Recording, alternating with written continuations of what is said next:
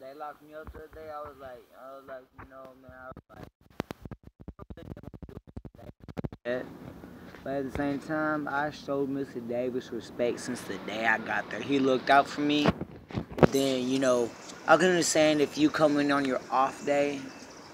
But for one, you're a supervisor. You're expected to do that. For two, if you really say you love us, all these students like you say you do, you wouldn't be upset. And I was like, and then basically like that day, I finally told him, I was like, look, I'm not in the mood today either. I was like, keep fucking with me, I'm gonna knock you in your motherfucking throat.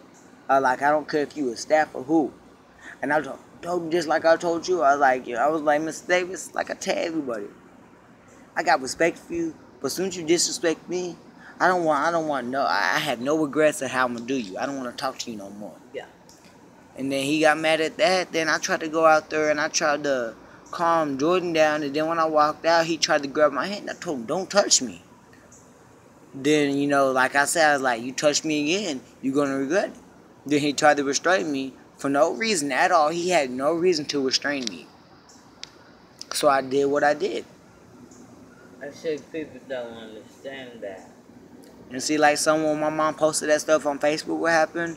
So one of her friends commented, he was like, I've been at job course. That if you're not a threat to nobody, you're not supposed to do that. Yeah. Like, okay, do you want to lie on my brother and say he threatened to blow the place up? Then he got scared. Of course, if you know you didn't do nothing and you're scared to go to jail and you see the police cars, of course you're gonna run. That's the first thing that pops in mind. If you know you didn't do it, that's the first thing that's gonna pop in your mind. I'm not going to jail today, and you take off. Trust me, I've been in that situation plenty of time with the police. There's been times where I was so scared to go back, I literally took off and I was on the run for like 4 or 5 weeks.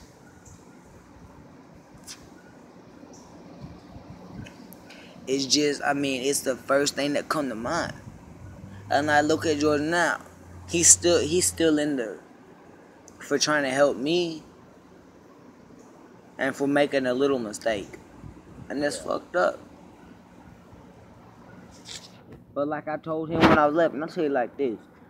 I was like, bro, he was trying out the car. I was like, bro, you can be the realest nigga in the world, bro.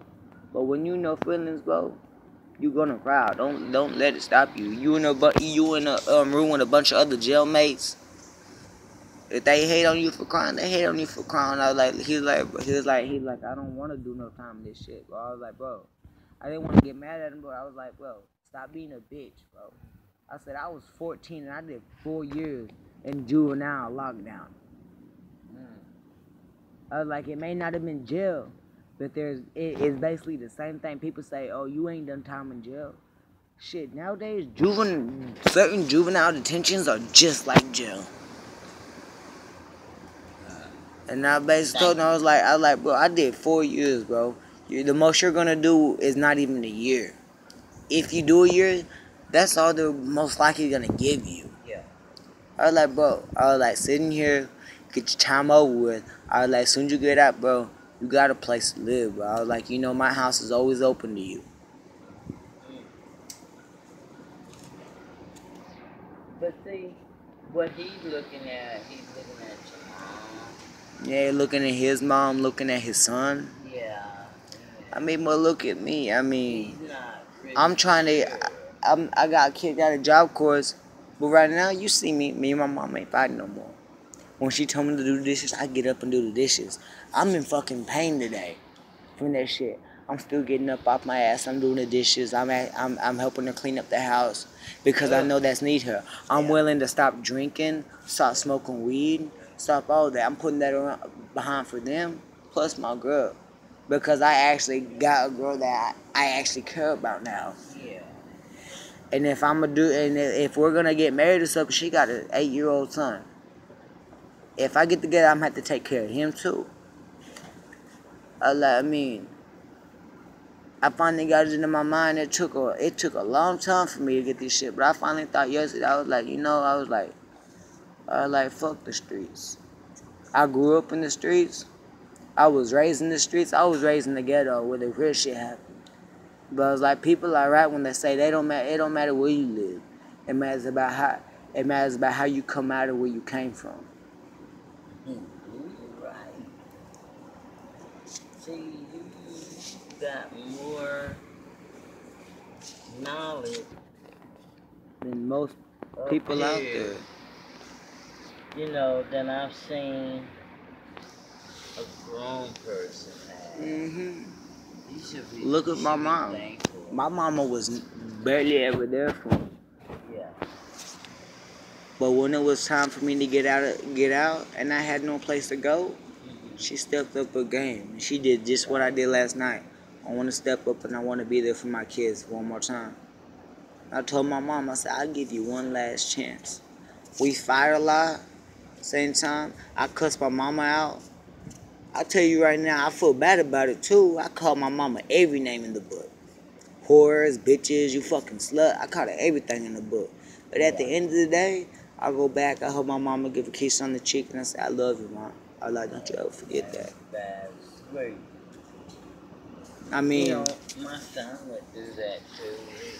I mean, he wouldn't curse me to the extent of, you know, wanting to hurt me or anything. oh no, there's He plenty just want me to there's hear him. plenty of times when I want to just lay my mama out. But at the same time, my sister did that. I don't want to be like my sister. I don't want to hit my own mother. Plus, you know, that's one thing I do believe. Yeah. That's your mom. She did the 9 months. She had to carry you. My mama did a lot, carried me a lot worse than any other woman out there. She was in car accidents and everything when she was pregnant with me. She stuck in and she pushed me out. But for that, it's my job to, no matter what my mom does, I gotta love my mom at the end of the day. See, my sister never thought about that. I love my sister to death. Well, But at the same time, if you don't want to call your own mother, mom, you want to call her by her name, Tanya. I was like, if that's not your mom, that's not your brother, this ain't your brother. I love you till the end of the day, but you're not my sis no more. If you don't have the ball, or, I mean, you know what I mean, if you don't have the courage that no matter what she puts you through to call her mom, then you don't have the courage to call me your brother. yeah, but at the end of the day, and you make those corrections that you're supposed to make. I'm supposed to make. You make them, and then let them go. I let him go. Don't hold on to anything. Don't hold on to him. There's been a lot of stuff that my mama put me through. But you know, to the point now, I barely remember any of it. The only thing I remember is my mama overdosed on Xanax, and CPS took me away from her. That's the only thing I remember. But I don't hate her for that.